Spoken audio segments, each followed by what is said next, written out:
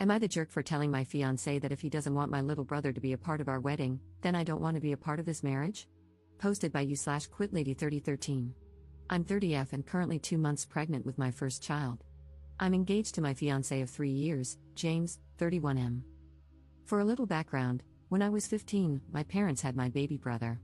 5 years later, when I was 20 and Matt was 5, my parents and Matt were driving home when they got into an accident, resulting in my parents' death. After the accident, I was completely devastated, but I had to pull myself together for my brother.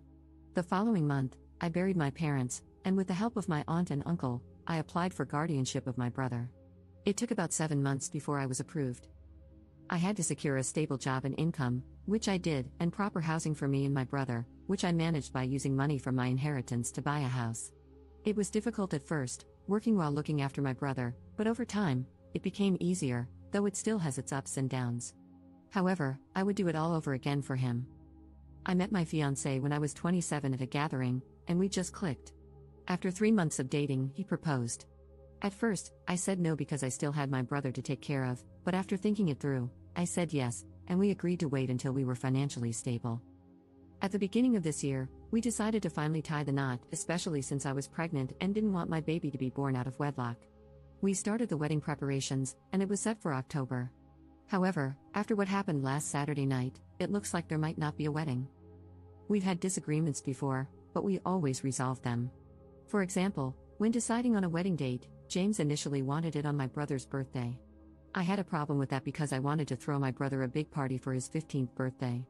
I suggested the week after, but we argued. He even ran to his mother to try to convince me, but I stood my ground, stating that my brother's birthday was important to both of us. There was some more fighting, but in the end, we reached a resolution. Then there were the roles I wanted my brother to play in the wedding. At first, I suggested that Matt be James's best man, but James wanted his best friend instead. I said okay. Then I suggested Matt be the ring bearer, carrying the rings on a little pillow, but James wanted his nephew for that role. Again, I said okay and let it go. On Saturday morning, I was watching a TikTok video where a bride asked her male best friend to be her man of honor, and I thought it was sweet. So, I decided to suggest it to James. That night, when he came home, I was in the kitchen while my brother was at a sleepover at his friend's house. As James entered, I sat down and said, "I have the perfect role for Matt." "James, what's that?" "Me, I thought he could be my man of honor. And instead of wedding parties pairing up as couples, they could walk out as singles." "James, what?" "Me, man of honor, or I'll call it my brother of honor. It would be lovely." "James, but I thought you wanted my sister to be your maid of honor." "That wouldn't work." "Me, I never agreed to that." "And what about my brother? I want him to play some role in my wedding." "James, I was thinking he could be a guest and just sit in the rows." I was completely shocked. I wanted my brother to be part of my wedding, not just some side guest. I didn't know what to say. His whole family was playing some part in the wedding, and most of my bridesmaids were his cousins, only 2 were close friends. Yet, he couldn't grant me this? I stopped what I was doing and told him no. It was my wedding too, and I wanted my brother to be my man of honor. He insisted that his sister was a better choice, and that my brother should just be a guest. He also said he didn't want children in the wedding party. I completely lost it, and the argument escalated from one issue to the next. Since Saturday, James hasn't come home.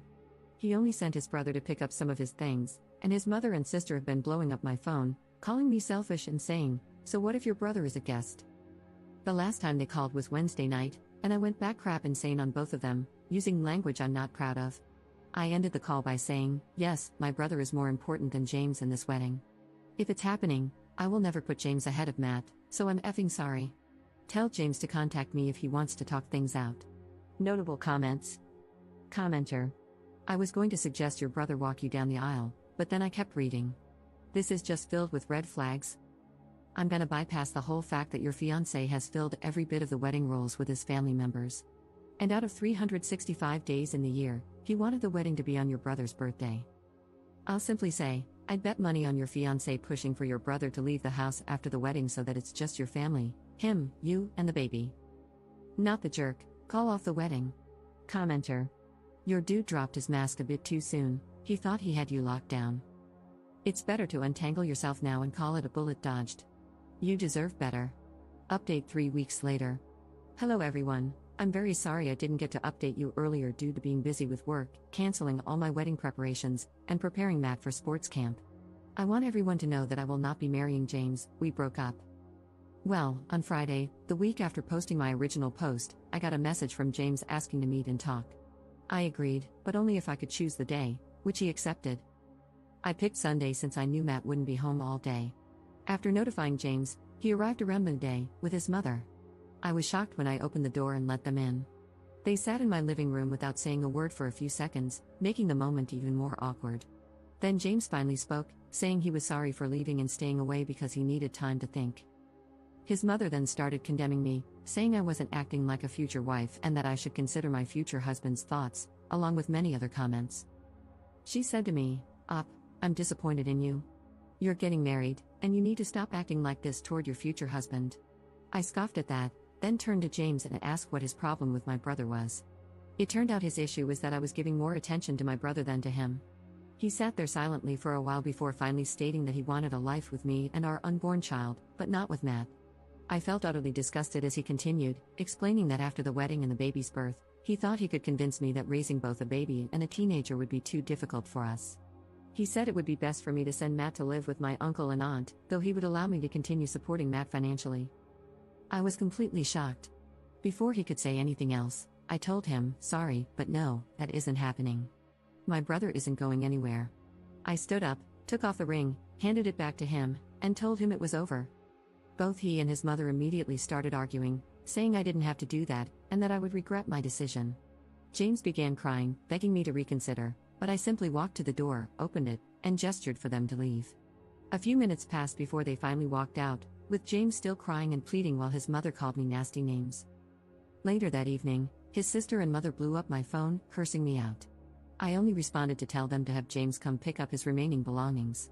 There are a few things I would like to respond to. 1. I saw many asking why I didn't choose Matt to walk me down the aisle. I gave my uncle, my father's older brother, the role because, after the funeral, he was there helping me obtain guardianship, and has been there over the years for both me and Matt. 2. Many of you advised me to terminate so I wouldn't have any ties to James, but I'm sorry, I had to think it through, and I don't want a termination. I decided to carry the baby to full term. 3. As many of you stated, I should sit down and talk to my brother to see if James ever mistreated him when I wasn't around, which I did. However, he said no, that James mostly ignored him, and he did the same. Plus, I also told him that the wedding is off. Relevant comments. Commenter. Get a lawyer now or leave the state before the baby is born. You do not want to deal with these people any more than absolutely necessary. Ops response. I will consider those options, but right now, I will focus on the pregnancy, my health, and my brother. Commenter. You've absolutely done the right thing in protecting Matt. But my question now is, what are you going to do about the baby since you're carrying to term? Are you going to give the baby up for adoption? Are you going to try to co-parent with James and his crazy family, who he clearly can't keep out of his business? Ops response. Thank you, but it's a no for adoption. If James doesn't step up, I've already raised a child alone, and I can do it again. Commenter. The problem isn't whether James steps up or not, he'll fight for custody because of his mother, and once he has some, your kid is going to spend 100% of James's custody time with his harpy mother, who will be feeding them a whole lot of lies about you, directly. This is going to be very, very hard for you to avoid because if he fights for custody, even across state lines, he will almost definitely get it. Once the kid is in his custody, he will let his mother do whatever she wants. And if he's taking the kid out of state every summer, all summer, you have a very real problem on your hands regarding what they're going to tell them about you for 2 solid months. I'm not telling you what to do regarding the pregnancy, but you are signing up for decades of misery dealing with these people, and they very well might succeed in turning your own kid against you. Imagine your 10-year-old coming home after 2 months of being raised by your not mother-in-law, crying, I don't get to have 2 parents because you love your brother more than me or daddy. Because that will happen. Ops response. I honestly get where you're coming from, but I'm prepared to fight tooth and nail to get full custody. I'm taking screenshots of the messages his mother and sister are sending me, and I'm planning to seek out a lawyer and begin the process. So, thank you for your concern. Second update 6 months 2 weeks later. Hello everyone, first and foremost, Happy New Year. It has been a while since my last update, but I'm back to provide some news. I want everyone to know that I gave birth to a beautiful baby boy whom I named after my father, and things have been going well between me and the baby. Matt is excited to have the baby around. My uncle and aunt were present during my labor and delivery, and the day after my son was born, James and his parents visited the hospital. However, I only allowed James to see our son. According to my aunt, James's mother attempted to make a scene but was quickly silenced by my uncle, who threatened her with police action. My aunt and uncle moved in after my discharge and will stay with me until June. That isn't the only update I want to share. Last Friday, James came over to see the baby after asking to talk. He asked if there was ever a chance for us to get back together, to which I immediately said no, telling him that the day I returned the ring was the last time we had a romantic relationship and that all I'm looking for and hoping for from him is a co-parenting relationship. It took 10 minutes before he reacted, but he agreed and left. So, I'm currently looking for and scheduling meetings with lawyers to establish a suitable co-parenting schedule for us, which I hope he agrees to. Aside from that, I'm looking forward to raising and providing for my baby and Matt so they can have the best life possible. I'll keep everyone posted on any updates, and once again, thank you for all of your comments and support. Notable comments. Commenter.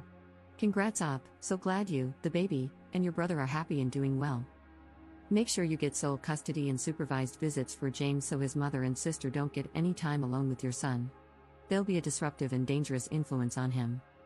Include clauses stating that your child and brother son should be raised by your aunt and uncle in case of an unexpected death, and if your brother is of legal age, he can be considered as well. Don't underestimate the grandma or sister, they'll dig in for a fight, and I wouldn't be surprised if they tried to abduct him if they thought they could get away with it. As another poster mentioned, make sure all their unhinged behavior is documented, the calls, texts, outbursts at the hospital and your home, so it can help with your custody case. Even consider a restraining order against those two harpies for all the abuse they heaped on you while you were pregnant. But make no mistake, that beach will continue to come for you and the baby. Keep your guard up and fight.